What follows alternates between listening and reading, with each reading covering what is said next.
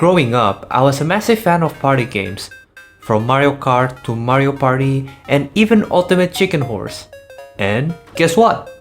I decided to make my own party game, Robo Rumble, and it's available now. You can find the link in the description down below.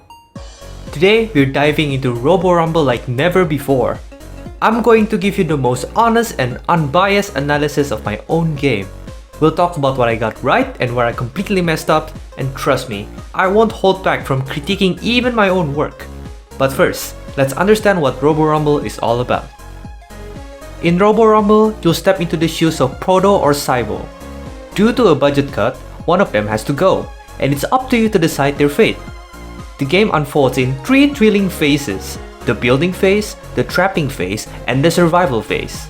It all starts in the building phase, where you'll choose a building and place it on a grid provided. The real fun begins in the trapping and survival phases. Each player takes turns during these phases. Survival mode is all about staying alive in the arena with the buildings from the previous phase, while trapping mode is about strategically placing traps to take down your opponent. Whoever survives the longest gets a point. Reach 5 points first and you win. This game is primarily targeted at teens and young adults due to its learning curve in controls. But hey, if you're older or younger and interested in the game, don't let that stop you. We don't discriminate based on age here. So, why am I doing this analysis? Well, I've set a few goals for this journey. I want to discover what's right with the game so I can enhance those aspects. I also want to uncover what's wrong. Some things are glaringly obvious like bugs and code modularity, but today we're focusing on the core game design. We'll be delving deep into how the mechanics work, the level design, player experience, and more. Sometimes as game developers, we can lose our way by focusing on the wrong aspects. This analysis will set me on the right path for further game development. To analyze Robo Rumble, we'll be using the MDA framework: Mechanics, Dynamics, and Aesthetics. Mechanics cover the core gameplay elements, level design, and various rules of the game. Dynamics emerge from the interactions of these mechanics, creating unique and exciting gameplay. Finally, Aesthetics are all about the player experience, emotions, and the game's atmosphere. While there are other game design frameworks out there, the MDA framework has stood the test of time and remains a robust tool to craft solid game experiences. If you don't believe me, just check out one of the recent Game Maker's Toolkit videos that use the MDA framework. It's timeless! In this video, we'll dissect the game from top to bottom, analyzing its mechanics, level design, visual, and overall quality. This is because the game is still in prototype form and is very small in gameplay compared to AAA titles. Therefore, it's easy for me to analyze every aspect of the game and to make it easier for me to continue further development. Let's start with the game's visual aspects. The space setting and the narrative about the budget cut creating a life or death situation for robots create a cohesive and visually appealing world. Moving on to the UI, the game has some promising aspects. The UI design is clear and informative. However, adding a UI system that displays the cooldown for each trap could be an improvement. Now, let's talk about movement and gameplay mechanics. In the builder and trapping modes, movement is somewhat limited due to the top-down view. It's designed to make building less chaotic, and it works well for that purpose. The survival mode offers more flexibility and the option to wall jump, but wall sliding is a bit too slow and can lead to some issues. Controls are where we run into our first major challenge. A party game should be simple and straightforward. Robo Rumble, unfortunately, goes in the opposite direction. It demands players to learn complex mechanics with different button mappings, which can be confusing for new players. Simplifying the controls is a crucial step to enhance the game's accessibility and fun factor. The preview system for the building and traps is excellent. It adds a layer of strategy to the game by making placements visible to both players. With the traps, including the spinning trap, turret, sticky trap, and spike trap, each with distinct capabilities, and the buildings, which are the static platforms and dynamic platforms with different shapes, disappearing platform, and wall. The level design is a standout feature. Some might argue the game lacks level design, but that's not true. It comes from the starting platform and the grid system, providing a clear layout for players. But we can't forget about sound. It's an area where the game falls short. Sound effects are lacking, with only the turret having a sound effect. While there is a simple background music, which is the song playing right now, sound effects play a vital role in creating an immersive experience. Now, let's talk dynamics. These are the results of the mechanics, but bugs play a part too. Let's explore the dynamics present in Robo Rumble. The first dynamic is trap placement strategy. It emerges from the combination of cooldown UI and trap functionality.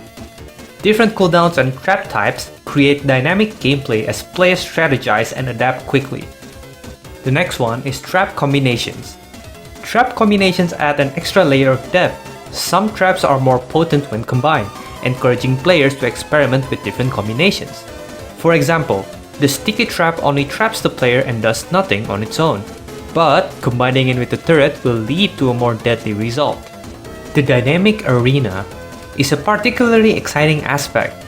Since players build the arena, each level feels fresh, pushing players to be competitive and cooperative as they strategically place structures. On the flip side, we have wall slide camping, which isn't the best dynamic. Sliding down walls too slowly can lead to players camping and stalling the game.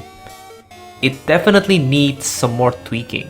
And then there's adapting to visual placement bug, which creates a bad dynamic. Players expect objects to be placed down, as shown in the preview, but end up with different results. It's an issue that needs fixing. Finally, we dive into aesthetics, the emotional aspect of the game. Let's break down the aesthetics of Robo Rumble. Sensation is where Robo Rumble shines. The game's audio and visuals are perfectly in sync with the theme and narrative. This creates an immersive and engaging experience that draws players into the world of the game. There's a sense of fantasy too. The game takes place in a futuristic space setting, which is a far cry from the real world. This adds a touch of fantasy, giving players a unique gaming experience. While the game doesn't have a concrete narrative, it has a simple one outside the gameplay.